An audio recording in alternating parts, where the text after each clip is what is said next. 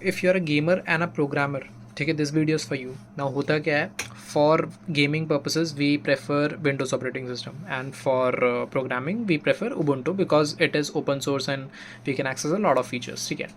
Now the thing is that एक computer में दो ऑपरेटिंग सिस्टम कैसे होंगे, ठीक है, कैसे चलेगा, उसमें आता है डुअल बूट. ठीक है, डुअल बूट से we can install multiple operating systems at the same time. ठीक है, यानी कि विंडोज़ भी, मैक भी, एंड उबुंटू भी. ठीक है, और विंडोज़ भी. ठीक है, मल्टीपल ऑपरेटिंग सिस्टम्स. नाउ होता क्या है कि we have to shut down one operating system to use another. ठीक है, बट हमने क्या किया है अपने सेटअप में, we have used hibernate mode. तो हाइबरनेट मोड में क्या होता है, एक स्वैप स्पेस नाम की चीज़ होती है.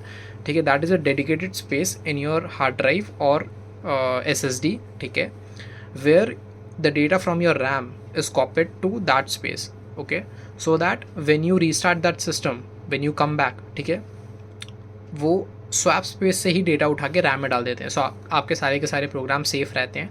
ठीक है, एंड आपको दोबारा वो रीस्टार्ट करने की ज़रूरत नहीं पड़ती. Now I am just going to show you कि how I have configured it and how it works. So basically अगर आप स्क्रीन पे देखोगे तो this is Ubuntu operating system which I'm using right now. ठीक है,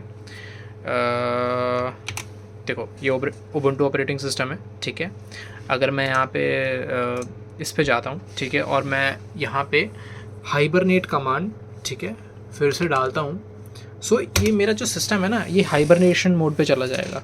ठीक है, ये धीरे धीरे टर्न ऑफ हो जाएगा. Now you might have to wait for some time because it take some time to turn of.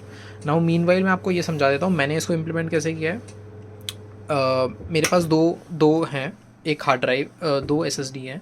ठीक है, एक SSD में मेरा विंडोज़ चल रहा है, एक SSD में मेरा उबुंटू ऑपरेटिंग सिस्टम चल रहा है. And I have turned on hibernate mode on both of the both of the operating system, so I can put any one operating system on hibernate mode and I can use the another one. So मेरा देखो PC of हो गया है अभी. Now let me just turn it on again. Now एक grub menu होता है, वो Ubuntu का ही पार्ट है. ठीक है, and it detect all the operating systems, ठीक है, in your PC, and it shows to you कि which operating system you want to use. ठीक है, सो देखो ये अभी देखो यहाँ पे एक उबुंटू लिखा आ रहा है सबसे ऊपर एंड उसके नीचे विंडोज़ लिखा आ रहा है. So if I go down to Windows boot manager, ठीक है, and if I click on it, ठीक है, देखना विंडोज़ लोड हो जाएगा. सो उबुंटू में मेरा जो वर्क है वो बिल्कुल सेव हो गया है स्वैप स्पेस में.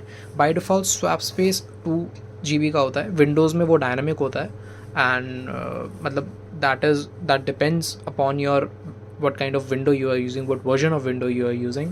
ठीक है, so Ubuntu में मेरे को सेट करना पड़ा था. I've set it to 40 GB around because my RAM is kind of 35 GB, so that if I use 35 GB of RAM, all of the data will be easily be stored to the swap space. ठीक है, so देखो मेरा Windows अभी खुल चुका है.